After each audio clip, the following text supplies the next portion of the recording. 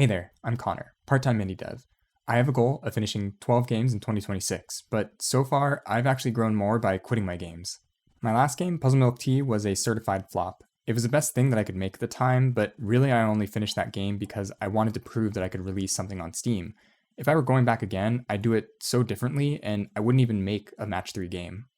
This is the workflow that I've been using for my games this year, and I've found that it's given me a lot more opportunities to think more critically about my games. I have a set of success and failure criteria at each of these milestones and compare against what I expect to happen versus what I see. It's kind of like a MOBA where you have an early, late, and mid game, and at each point you kind of decide if it's worthwhile to still continue or not. Much like a MOBA, sometimes it's better to just quit and start over again. First is a proof of concept. The whole point of this milestone is to determine if you like working on the game and to see if it's fun to play. I like researching other games to help me build a checklist of systems that I want to include. I found that setting a 1-week deadline gives me enough time to gauge whether or not I'm ready to work on this idea or not. The main reason to quit is really because you've found something else that's smaller that you want to split off into its own idea.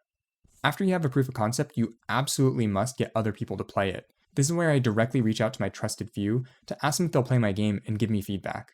I choose specific people who I know can ignore the rough edges and lack of polish, and instead can fill in the gaps to figure out what this game could actually be. Itch is the best way to facilitate these kinds of tests because you have the option between giving them a secret URL or generating a key to give to them instead. Game jams can be a great way to combine both a proof of concept and an internal playtest, but just be aware that you're going to want to keep an eye out for the developers who have that critical eye and can give you the feedback that you absolutely need. This is personally where I've been quitting a lot of my games, and I found that a huge weight has been lifted off my shoulders, knowing that there's a milestone where I could finish something but not have to go all the way to release it on Steam. The next milestone is likely the one most people are familiar with. This is where you'll work on things such as a horizontal slice, which is a playable demo from start to finish, engaging with all the systems, a vertical slice, which is a highly polished subsection of the game, and a beautiful corner, which I understand to be a non-functional aesthetic demo of the visuals and graphics. You should be finishing cycles of planning, implementation, and testing during this milestone. Each time you finish a cycle, you should also be considering whether or not you want to quit your game. It should be painfully obvious if people don't want what you're making. Now, I know that marketing can kind of feel grimy at times, but I've tried to rethink the way that I think of it so that it better aligns with my values as a game developer. My goal is to make sure that the players who I think the game is for can look at the game and instantly know that it's for them. If I keep that as my main motive, I think that players will see the positive intention. There will come a point when your game becomes less about what you want and more about what your players want. This last milestone is about getting your game out to players and long-term support.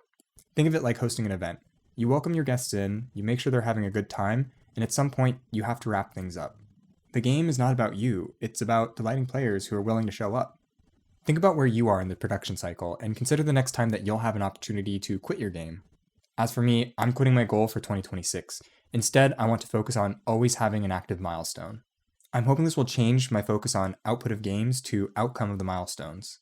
If you're interested in keeping up to date with my progress, following me on Itch is the best way to do so. My page is linked in the description. If you made it this far, thank you, and I look forward to talking to you again soon.